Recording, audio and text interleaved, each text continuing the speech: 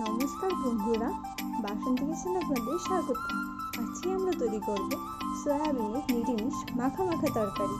চলো রেসিপিটা দেখে নিই। একটি প্যানে তেল দিয়ে তেলটা গরম হয়ে গেলে সেদ্ধ করে রাখা সয়াবিনগুলো দিয়ে সামান্য হলুদ দিয়ে নেড়ে চেড়ে নিয়ে এটাকে আমরা ভালো করে ভেজে নেব। ওইদিকে একটি কড়াইতে তেল দিয়ে তেলটা গরম হয়ে গেলে আলুগুলো দিয়ে দিচ্ছি। এখন এর মধ্যে সামান্য হলুদ দিয়ে এটাকে আমরা ভালো করে নেড়ে চেড়ে নেব। আলুগুলোকে আমরা হালকা লাল লাল করে ভেজে নেব। আলুগুলো ভাজা হয়ে গেছে, এখন নামিয়ে নিচ্ছি। ওই তেলে ফোড়নের জন্য জিরে, শুকনো লঙ্কা ও তেজপাতা দিয়ে নেড়ে চেড়ে নিচ্ছি। এখন এর মধ্যে আদা বাটা দিয়ে, জিরে বাটা দিয়ে, লঙ্কা বাটা দিয়ে, টমেটো বাটা দিয়ে, সামান্য হলুদ ও স্বাদ মতো নুন দিয়ে এটাকে আমরা ভালো করে নেড়ে চেড়ে নেব।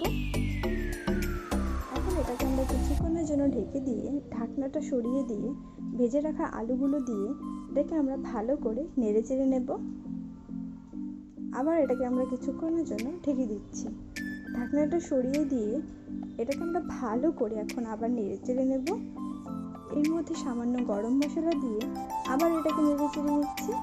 এখন এর মধ্যে ভেজে রাখা সয়াবিনগুলো দিয়ে নেড়ে চেড়ে নিচ্ছি। এখন এটাকে আমরা ভালো করে কষিয়ে নেব। তার জন্য আবার ঢেকে দিয়ে ঢাকনাটা সরিয়ে দিয়ে নেড়ে চেড়ে নিচ্ছি। সয়াবিনটা ভালো করে কষানো হয়ে গেছে। এখন এর মধ্যে পরিমাণ মতো জল দিয়ে আবার এটাকে নেড়ে চেড়ে নিচ্ছি। সয়াবিনটা হয়ে গেছে, নেড়ে চেড়ে নিয়ে নামিয়ে নিচ্ছি। সয়াবিনের নিরামিষ মাখা মাখা তরকারি তৈরি। আপনারাও বানিয়ে দেখবেন, খুবই ভালো লাগবে খেতে। রেসিপিটা ভালো লাগলে লাইক, শেয়ার ও কমেন্ট অবশ্যই করে দেবেন। ধন্যবাদ।